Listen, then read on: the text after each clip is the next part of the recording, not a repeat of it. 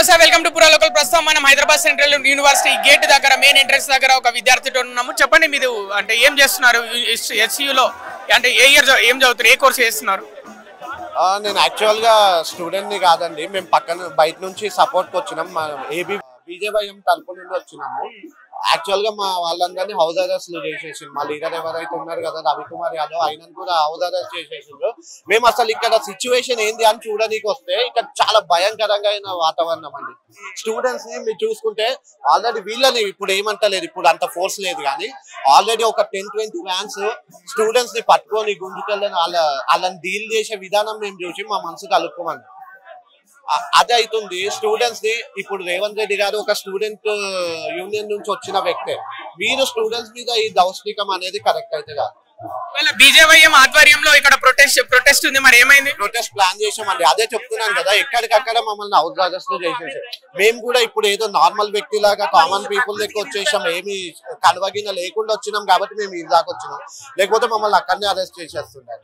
అది మ్యాటర్. ఇప్పుడు మేము శాంతియుతంగా ధర్నా కోసమే ప్లాన్ చేసాం, మేము ఎవరి మీద అటాక్ చేసేది లేదు, ఏం లేదండి. వస్తాము ఏదో విద్యార్థులకు సంఘీభావం ప్రకటించేసి వెళ్ళిపోతాం మా అంతలో మేము. దానికి మీరు అరెస్టులు చేసి దీన్ని మళ్ళీ పెద్ద చేయడానికే తప్ప దీనిలో వేరే ఉద్దేశం ఏం లేదు. విద్యార్థుల వెనకాల రాజకీయ నాయకులు ఉండే కావాలని ఈ గొడవని పెద్దగా చేస్తున్నారు అని అంటున్నారు, నిజమేనా?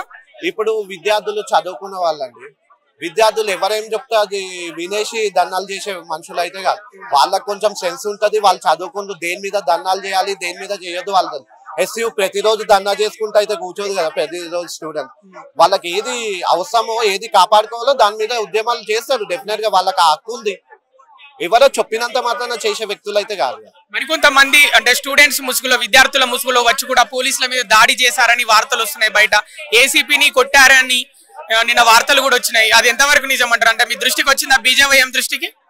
మా దృష్టికి అయితే ఇప్పటి వరకు రాలేదు, కానీ మేము ఇప్పుడు బయటి వాళ్ళు మేము ఇక్కడే ఉన్నాం కదండి, మేము బయటి వాళ్ళ మాకు లోపలికి ఎంట్రీ కూడా లేదు. ఇప్పుడు బయటి వాళ్ళు ఎవరన్నా వస్తే మొత్తం రిజిస్టర్స్ అన్ని ఉంటాయి, మీరు చెక్ చేసి వాళ్ళని బయటికి పంపించేయచ్చు. దాని అటాక్ ఎందుకు చేస్తారండి? ఎవరైనా ఇప్పుడు మీరు ఇంతమంది ఉన్నారు అక్కడ అటాక్ చేస్తున్నారు ఎవరిపైన, అవన్నీ ఫాల్స్ ప్రొపగాండా అంతే.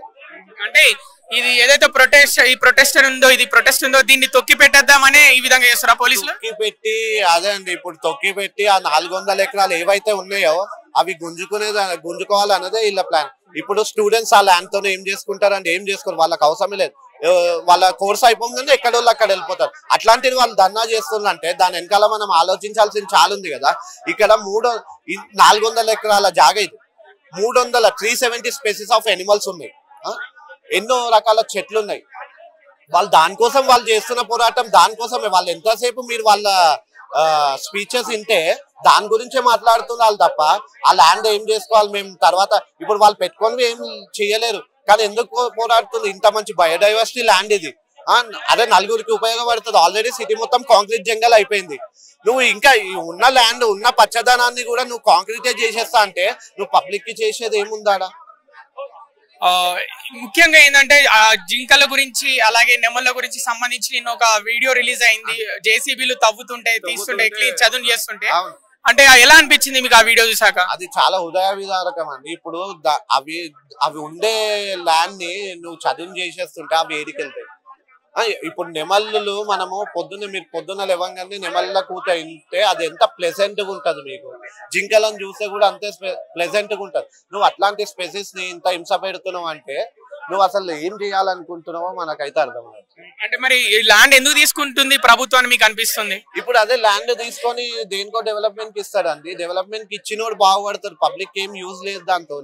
దానికోసం ఇప్పుడు విద్యార్థులు చేస్తున్న ధర్నాలైనా ఇవి ఉద్యమాలైనా దానికోసమే. అదే నువ్వు పబ్లిక్ కి చేయబోయి నువ్వు ఇప్పుడు ఎవరికన్నా డెవలప్మెంట్ చేస్తే ఆ ఒక్కోడు ఎదుగుతాడు, నలుగురు ఎదిగే ఛాన్స్ లేదు కదా. ఇప్పుడు దాన్ని నువ్వు ఇప్పుడు బయోడైవర్సిటీ పార్క్ చేయదు, నలుగురికి యూజ్ అవుతుంది. చుట్టుపక్కల మొత్తం కాంక్రీట్ జంగలే ఉన్నాయి, ఎన్నో రకాల అపార్ట్మెంట్స్ ఉన్నాయి, ఐటీ ఆఫీసెస్ ఉన్నాయి, అన్ని ఉన్నాయి. అందరు ఇక్కడికి వస్తారు, యూటిలైజ్ అవుతుంది. అట్లా యూటిలైజ్ చేసుకోక